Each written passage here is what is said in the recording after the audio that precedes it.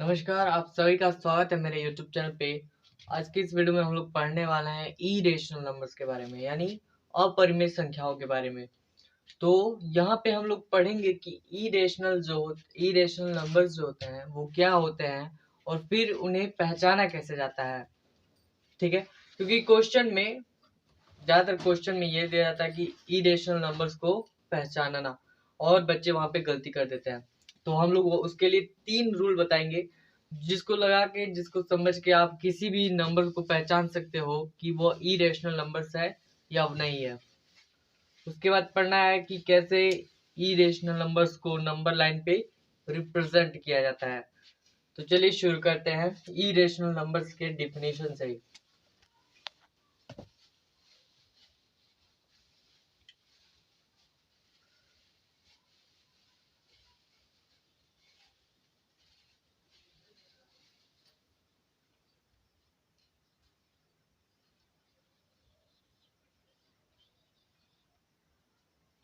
इसका हिंदी होता है अपरिमेय संख्या।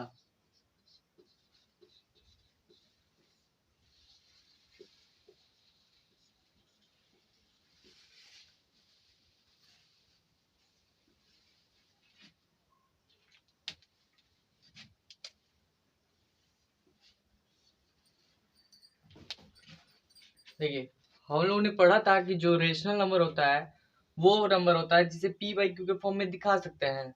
लेकिन यहाँ पे इरेशनल जो नंबर होता है वो ऐसा नंबर होता है, ऐसी संख्या होती है जिसे p बाई क्यू के फॉर्म में आप नहीं दिखा सकते।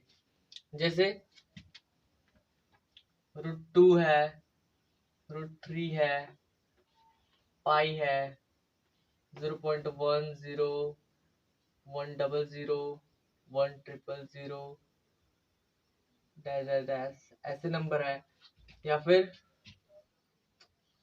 3.12, 121, 1211, 12111 dash dash dash.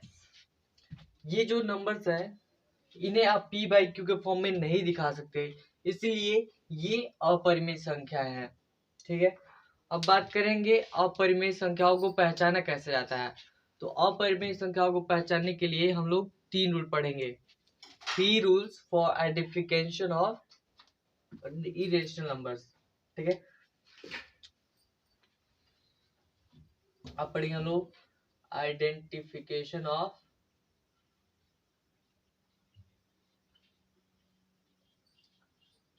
Irrational numbers.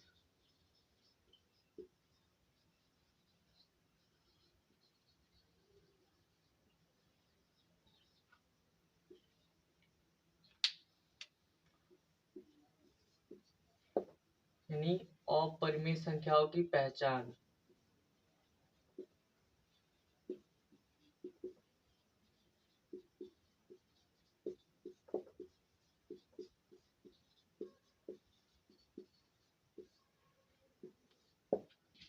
पहला रूल है कि कोई भी संख्या जिसका आप स्क्वायर रूट नहीं फाइंड कर सकते, वो अगर करनी के अंदर हो तो वो हमेशा अपरिमेय संख्या या इरेशनल नंबर्स होता है। जैसे √2, 2 का स्क्वायर रूट नहीं फाइंड कर सकते और ये करनी के अंदर आ गया है तो इसका ये अपरिमेय संख्या हो जाएगी। फिर से 3 जब रूट के अंदर आ गया, वैसे ही 5, 6 भी है क्योंकि 6 का भी स्क्वायर रूट नहीं फाइंड कर सकते। 7 भी है, 10 है, 11 है, 12 है, 15 है, 13 है, 14 है। ऐसे बहुत सारे नंबर है, ठीक है, जिसका स्क्वायर रूट नहीं फाइंड किया जा सकता। वो कभी भी जब रूट के अंदर, ये जो है ऊपर लगा हुआ है उसे रूट बोलते हैं, तो ये जब रूट के अंदर होता है, करनी के अंदर होता है, तो ये हमेशा अपरिमेय संख्या होता कहलाता है। ये हमेशा अपरिमेय संख्या कहलाता है।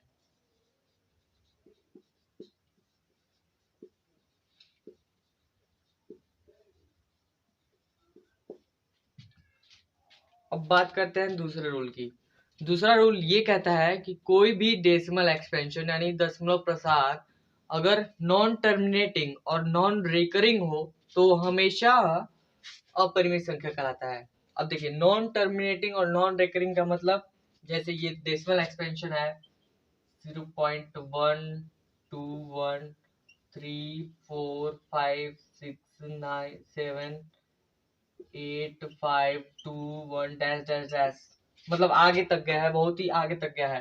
तो ये जो डेसिमल एक्सपेंशन है दशमलव प्रसार, वो कहलाता है नॉन टर्मिनेटिंग नॉन रिकरिंग, मतलब अशांत अनावर्ती।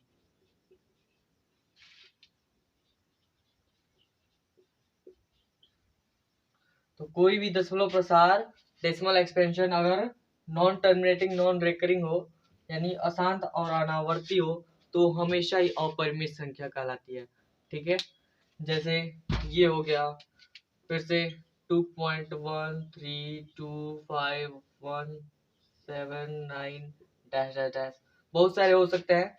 क्या करना है, बस डेसिमल के बाद बहुत सारे अंक होने चाहिए, ठीक है, जो खत्म ना हो। तो ये भी अपरिमेय संख्याओं की श्रेणी में आते हैं। अपरिमेय संख्या।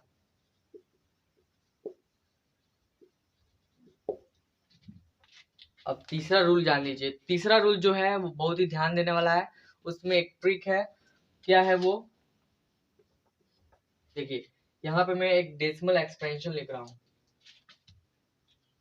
2.110 100 100 140 डैश डैश डैश। फिर से एक और नंबर लिख रहा हूँ मैं 0.31113111 फिर से एक और है 0.1110111110 डैश डैश डैश। देखिए ये जो डेसिमल एक्सपेंशन दिख रहा है, उसमें आप एक चीज नोट किए होंगे कि यहाँ पे पॉइंट के बाद जो 110 है, सॉरी यहाँ पॉइंट के बाद 1 है, उसके बाद 1 के बाद एक और 0 आ गया है, उसके बाद 1 के बाद 2 0 आ गया, उसके बाद 1 के बाद 3 0 आ गया, उसके बाद 1 के बाद 4 0 आ गया, और वैसे ही ये 0 बढ़ता ही रहेगा। देखिए यहाँ पे पॉइंट के बाद 3 1 है, उसके बाद 3 1 1 है, यानी एक बढ़ गया, फिर से 3 1 1 1 2 बढ़ गया, फिर से 3 1 1 1 3 बढ़ गया, ऐसे 1 जो है वो बढ़ता चला जाएगा। देखिए फिर यहाँ पे पॉइंट के बाद 1 1 0 है, उसके बाद यहाँ पे 3 1 हो गया है और एक 0, फिर यहाँ पे 4 1 1 0, फिर यहाँ पे 5 1 और एक 0, ऐसे होता क्या है। तो ये भी खत्म होने वाला नहीं है, बहुत दूर तक जाएगा, लेकिन इसमें कुछ खूबियां हैं, कुछ विशेष प्रकार का दशमलव प्रसार है। तो ये जो दशमलव प्रसार देखेंगे तो ये हमेशा अपरिमेय संख्या ही होती है, ठीक है ना, ये खत्म होने वाली नहीं है। अपरिमेय संख्या ए,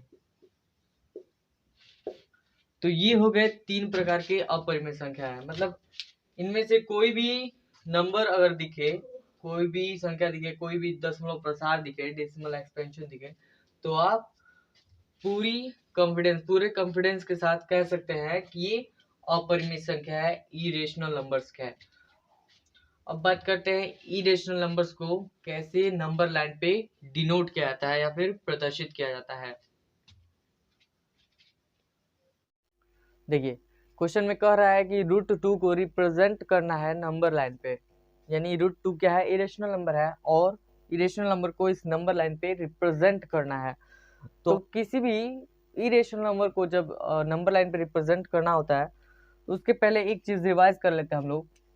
हमें पता है कि एक राइट एंगल ट्राइंगल में, समकोण त्रिभुज में जो कर्ण होता है, कर्ण का स्क्वायर या फिर कर्ण होता है वो बराबर होता है लंब का स्क्वायर प्लस आधार का स्क्वायर, ये होता है।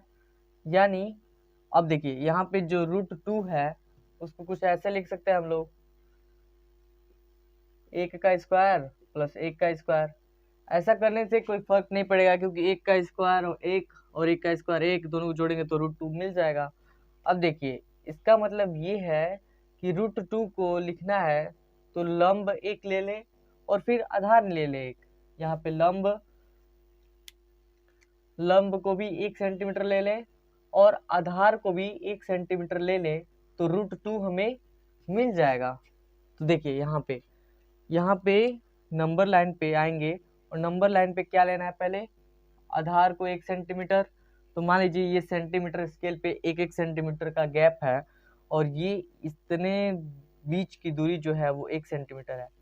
तो सबसे पहले ले रहे हैं आधार 1 सेंटीमीटर, यहाँ पे आएगा, और फिर लंब ले रहे हैं 1 सेंटीमीटर, इससे परपेंडिकुलर होना चाहिए। 1 सेंटीमीटर मेजर कर लेंगे हम लोग। मान लीजिए हमारा 1 सेंटीमीटर यहाँ पे आ रहा है, 1 सेंटीमीटर, इतनी दूरी भी 1 सेंटीमीटर थी और इतनी ऊपर की जो दूरी है लंब वो भी 1 सेंटीमीटर है। अब क्या करते हैं, इस 0 से इसको मिला देते हैं। तो ये हम लोगों ने दिखाया था कि √2 जो होगा वो इसका क्या होगा, हाइपोटेनस होगा, कर्ण होगा। अब क्या करते हैं हम लोग, इस एक प्रकार लेंगे, प्रकार पे इतना डिस्टेंस लेके एक रेडियस लेके ऐसे चाप काटेंगे इस नंबर लाइन पे। मान लीजिए मेरा हाथ ये जो कंपास है या फिर प्रकार है और यहाँ पे नोक रख के इतना रेडियस लेके इस नंबर लाइन पे ऐसे करना है मार्क। मान लीजिए यहाँ पे आएगा, इधर मार्क कर रहा है, ठीक है। तो जहाँ पे मार्क करता है वही पॉइंट हो जाता है √2, ऐसे कुछ आया होगा। तो ये हो गया √2। थोड़ा बड़ा लिख देता हूँ।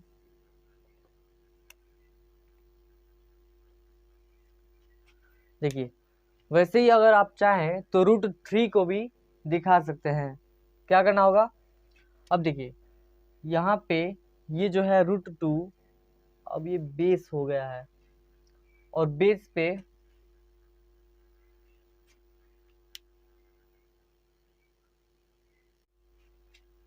चलिए एक बार और समझ लेते हैं कैसे क्या करना था। पहले एक नंबर लाइन खींचे, उसके बाद √2 को दिखाने था, √2 को दिखाना था नंबर लाइन पे, तो √2 को ऐसे तोड़ दिए, 1 का स्क्वायर प्लस 1 का स्क्वायर। ऐसा करने से कोई फर्क नहीं पड़ेगा, √2 ही मिल जाएगा। अब हम लोग जानते हैं कर्ण बराबर होता है लंब का स्क्वायर प्लस आधार का स्क्वायर। मतलब अगर ऐसे टूट गया है, इसका मतलब यहाँ पे अगर आधार के जगह पे 1 रख दे और लंब के जगह पे 1 रख दे तो जो कर्ण भुजा मिलेगी, हाइपोटेनस साइड मिलेगा, वही क्या होगा, √2 होगा। तो वैसे करके हम लोग पहले यहाँ पे आधार लिए 1 सेंटीमीटर, फिर लंब लिए 1 सेंटीमीटर, और जो हाइपोटेनस बना इससे और इसके बीच की दूरी वही हो गया √2। अब प्रकार की सहायता से, कंपास की सहायता से यहाँ पे नोक रखेंगे और इतना रेडियस लेके हम लोग नंबर लाइन पे एक रेडियस का एक आर्क काटेंगे। तो ये नंबर लाइन पे यहाँ पे कट करेगा, जहाँ पे कट करेगा वही पॉइंट जो होगा वो √2 होगा। अब वैसे ही एक और क्वेश्चन करते हैं, क्या करते हैं, √2 के जगह पे √3 को नंबर लाइन पे रिप्रेजेंट करते हैं।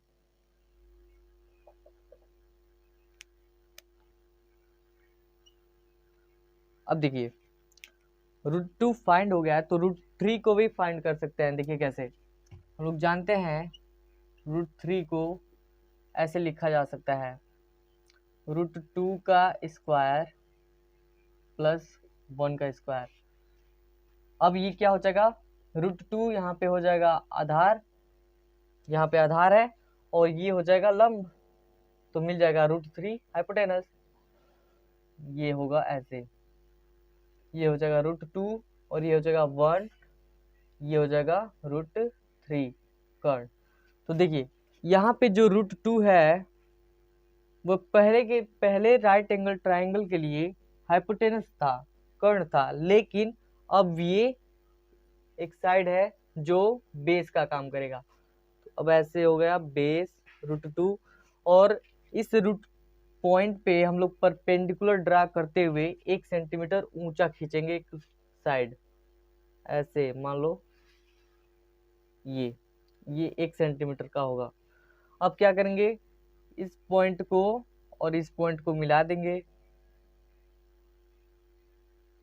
तो ये जो साइड मिलेगा ये वाला, ये हो जाएगा √3, क्योंकि ये कर्ण होगा। ये √2 था और ये 1 सेंटीमीटर उसका परपेंडिकुलर था, तो ये हाइपोटेनस मिल गया √3। अब प्रकार की सहायता से, कंपास की सहायता से एक इतना रेडियस लेके और हम लोग नंबर लाइन पे एक आर्क काटेंगे जो कहीं ना कहीं यहाँ पे कट करेगा, ऐसे।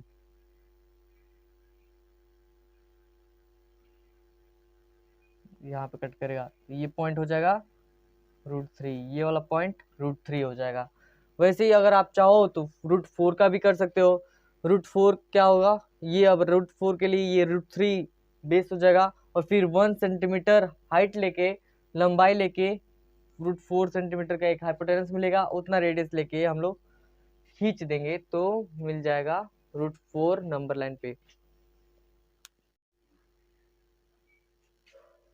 चलिए एक और क्वेश्चन करते हैं, √3 के जगह पे √4 करके देखते हैं और देखते हैं कितना आता है।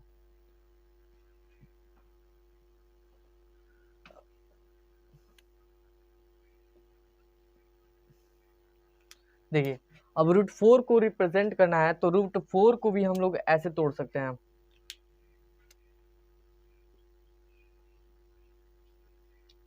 √3 का स्क्वायर प्लस 1 का स्क्वायर, √3 का स्क्वायर हो जाएगा 3 और प्लस 1 का स्क्वायर हो जाएगा 1, तो 3 1 4, √4 आ जाएगा।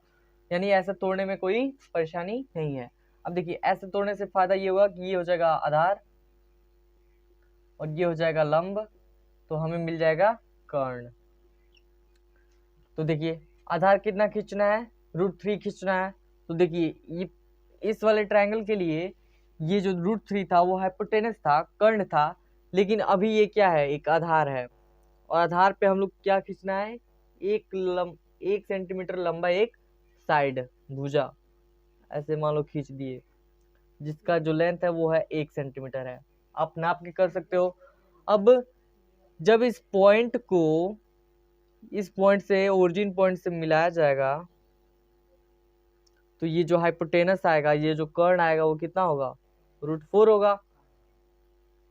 अब √4 रेडियस लेके नंबर लाइन पे एक आर्क काटेंगे तो कहीं ना कहीं 2 पे काटेगा। आप अब प्रकार लेके काट के देख सकते हो, ऐसे कट करेगा 2 पे कट करेगा, ठीक है। वैसे अगर 5 को दिखाना हो, √5 को, तो वो भी आसान है। कहने का मतलब अगर आपको पहले वाला मिल गया तो बाद वाला, जैसे √2 मिल गया था तो √3 निकाल लिए, √3 मिल गया तो √4 निकालिए, √4 मिल गया तो √5 भी निकाल लेंगे। देखिए कैसे, देखिए √5 को हम लोग तोड़ सकते हैं, √4 का स्क्वायर प्लस 1 का स्क्वायर, क्योंकि √4 का स्क्वायर होता है 4 और 1 का स्क्वायर 1, तो √4 प्लस 1 ये हो जाएगा √5। अब √5 को दिखाना है तो ये हो जाएगा आपका आधार और ये हो जाएगा आपका लंब। तो आधार अब की बार कितना रखना है, √4, तो ये हो जाएगा √4 आपका आधार इस बार, और इस पे कितना करना है, 1 सेंटीमीटर का लंब खींच देना है, ऐसे लंब मान लो ये हो गया लंब 1 सेंटीमीटर का, और इस पॉइंट को मिला देना है इस ओरिजिन पॉइंट से, ये हो जाएगा √5। अब √5 हो गया ये डिस्टेंस। अब इतना डिस्टेंस आप प्रकार पे लेके, कंपास पे लेके जब नंबर लाइन पे एक आर्क काटोगे तो कुछ ऐसे आएगा।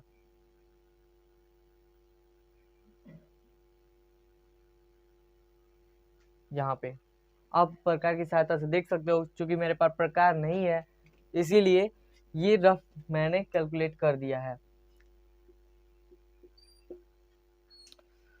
तो आज की वीडियो में इतना ही। आशा करता हूँ कि आपको ये टॉपिक समझ में आया होगा। अगर वीडियो अच्छी लगी हो, समझ में आई हो, तो प्लीज़ लाइक कर देना और मेरे चैनल को सब्सक्राइब कर देना। धन्यवाद।